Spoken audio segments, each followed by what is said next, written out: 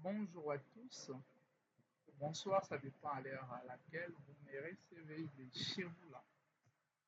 Cette vidéo consistera à scanner un document. Vous savez, je vous ai dit qu'avant de scanner les documents, vous devez au préalable avoir les scanners. Et les scanners doivent dialoguer avec l'ordinateur ou ton ordinateur sur lequel tu veux scanner les documents. Pour que les scanners dialoguent, il y a les machines, quand vous l'achetez, on doit vous donner un CD d'installation de drivers ou de connecteurs qui vont vous permettre de dialoguer avec la machine qui peut être scanner ou l'imprimante. Donc, si vous vous rassurez que la machine arrive à bien dialoguer avec les scanners ou l'imprimante, là, du coup, tu as la possibilité de scanner les documents. Si ça ne va pas, il faut chercher un technicien qui peut faire interagir l'ordinateur avec ton scanner. Une fois ça marche, tu peux maintenant scanner les documents. Comment scanner les documents? La première étape, pour venir sur la barre de recherche, vous tapez numériser. Vous cherchez numériser en tapant NU. Vous verrez, numériser va apparaître, même télécopie et numériser, numérisation Windows. Vous pouvez prendre même ça. D'autre part, ça apparaît numériser un document ou une image. Prenez même ça, ça ne me dérange pas, c'est la même chose. Je vais cliquer là une fois. Et par après, je ne fais pas la nouvelle télécopie, non, je fais la nouvelle numérisation. Vous venez là, vous allez cliquer une fois. Si le scanner est bien connecté, il n'y aura pas les messages d'erreur, du coup, vous serez sur cette interface. Mais si le scanner n'arrive pas à bien interagir ou à bien communiquer avec l'ordinateur, il va vous informer quand même que le scanner ou aucun scanner détecté sur l'ordinateur. Mais notre cas, le scanner est bien connecté à l'ordinateur et l'interface apparaît. Tout ce que vous avez à faire, tout ce menu ne vous intéresse pas, il suffirait de cliquer sur numériser. Une fois seulement, vous patientez, il va commencer à capter la photo qui est dans les scanners pour vous la ramener au niveau de l'ordinateur. Pour votre rappel, les scanners est un périphérique d'entrée du fait que ça prend une image de l'externe vers l'interne. Donc, le scannage est fini. Moi, j'ai scanné la photo à l'invitation du pasteur. Une fois fini, vous devez enregistrer les scanages. Vous savez que les scanages coûtent 1000 francs si vous le faites bien dans les quartiers, vous aurez beaucoup d'argent dans la joie et bonne humeur.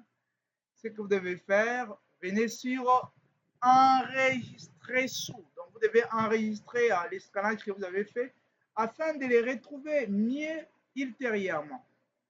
Je vais cliquer sur enregistrer sous. Et là, on doit choisir l'emplacement, c'est-à-dire l'endroit dans l'explorateur des fichiers dans lesquels vous allez mettre les scannages ou les documents scannés. Il y a plusieurs dossiers qui apparaissent. Moi, j'ai les disques D, j'ai les disques K. Si je vais les mettre là, je peux les mettre. Je peux les mettre là, tout comme je peux les mettre dans musique, vidéo, images et autres. Mais vous savez bien que les 4 dossiers ou les 5 ici sont les dossiers proposés par les systèmes. Une fois le système est biaisé, vous serez appelé de changer les systèmes, ce qui veut dire tous les éléments qui seront dans ces différents dossiers seront écrasés totalement du fait que ça dépend de la mémoire du disque C qui est la partition qui héberge les systèmes.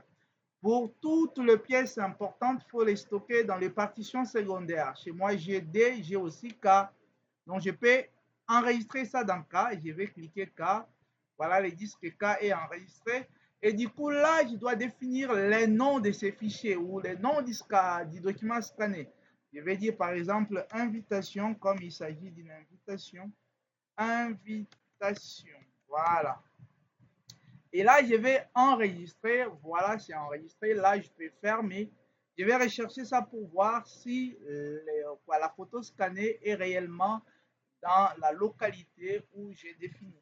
Je vais faire Windows et pour accéder dans l'explorateur des fichiers, je viens sur mon PC pour voir la structure de mon ordinateur, tout ce qu'il y a. Vous voyez qu'il y a tous les dossiers possibles et mes partitions. Comme j'ai mis ça dans le cas, je vais ouvrir les disques K en double-cliquant, bien sûr.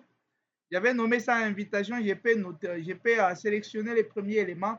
Comme j'ai nommé ça invitation, et on sous-entend que ça commence par I a bouquet, bien sûr. Je vais appuyer I. Il va commencer à me chercher tous les mots qui commencent par I. Vous voyez par défaut, Il n'y a que ça. Donc, invitation, je peux l'ouvrir. Avant, j'ai choisi le lecteur.